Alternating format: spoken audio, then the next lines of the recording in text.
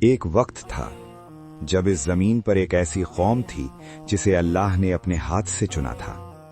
उन्हें भूख ने नहीं सताया, खौफ ने उन्हें नहीं तोड़ा, दुश्मन उनका कुछ नहीं बिगाड़ सकता था। हर तरफ सिर्फ नेमत थी, सिर्फ बरकत थी, सिर्फ सुकून। मगर कोई भी कौम हमेशा के लिए इनामी नहीं होती। हर एक को एक वक्त आता है जब अल्लाह उनका दिल चेक करता है, उनकी नीयत चेक करता है, उनका सब्र चेक करता है। और जब वो वक्त आया तो इस कौम ने जो किया उसकी सजा आज भी कुरान में महफूज है। इसलिए कि ये सिर्फ उनका किस्सा नहीं, ये हर दौर का आईना है। ये कहानी है अस्हाबुस सब्त की। हजरत मूसा अलैहिस्सलाम के बाद बनी इसराइल की एक कौम समंदर के किनारे आबाद थी। शहर का नाम था ऐला। जरा तसव्वुर करो, नीला पानी, सुबह की ठंड, नमकीन हवा का झोंका, मछलियों से भरे समंदर की आवाज। बच्चे किनारे दौड़ते हैं, औरतें घर में खाना पकाती हैं, मर्द अपने जालों की देखभाल करते हैं।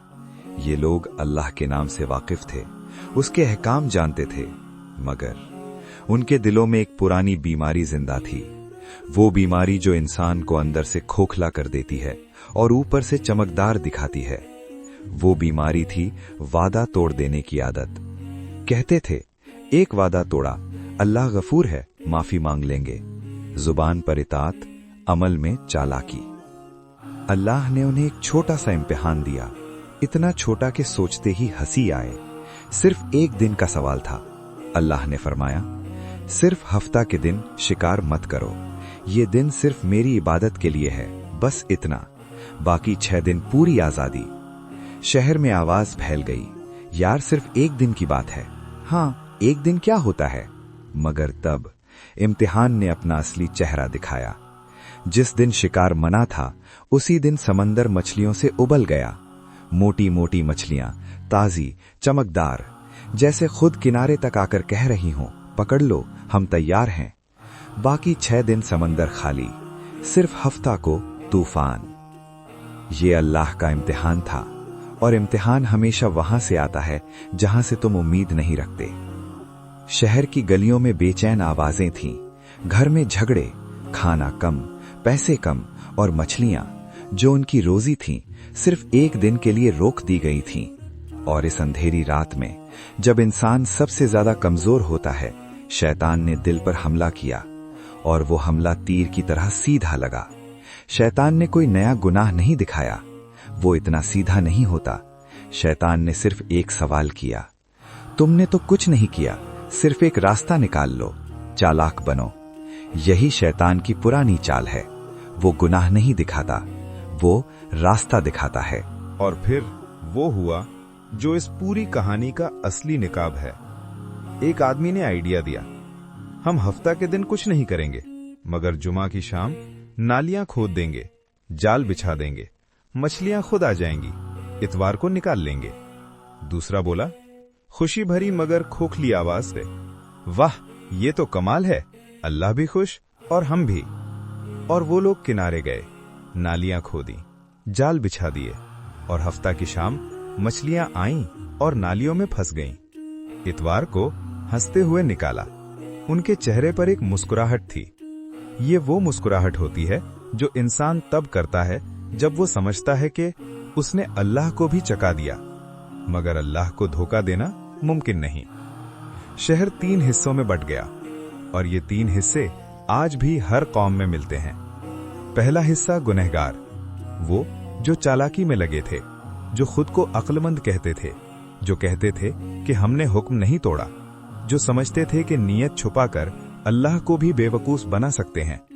दूसरा हिस्सा नेक लोग, वो जो चीखते रहे, रोकते रहे, समझाते रहे, उन्हें ताना दिया गया, उनका मजाक उड़ाया गया, मगर यही वो लोग थे जिन पर अल्लाह का अजाब नहीं आया।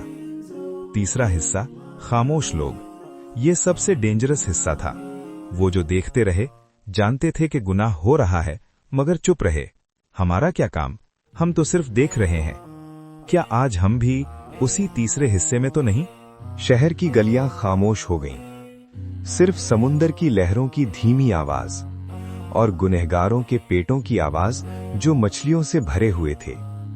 वो हंस रहे थे, दावत उड़ा रहे थे, अपनी अक्ल का जश्न मना रहे थे।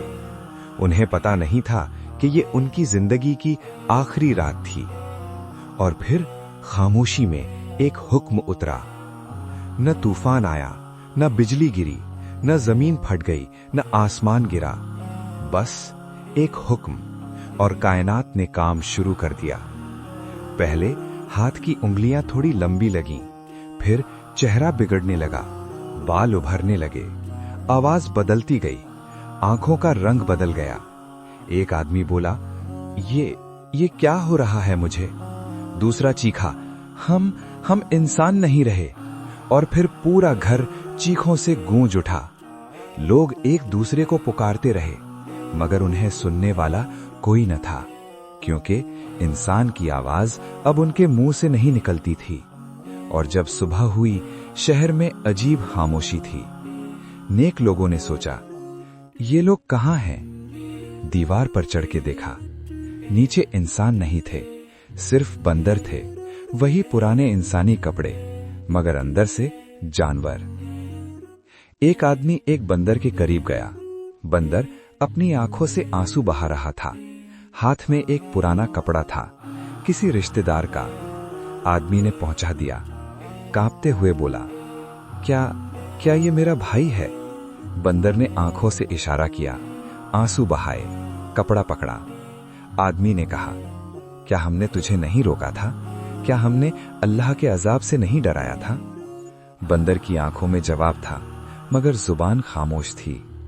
और रिवायत में आता है कि ये लोग 3 दिन से ज्यादा जिए नहीं, ना खाया न पिया, और फिर खत्म हो गए।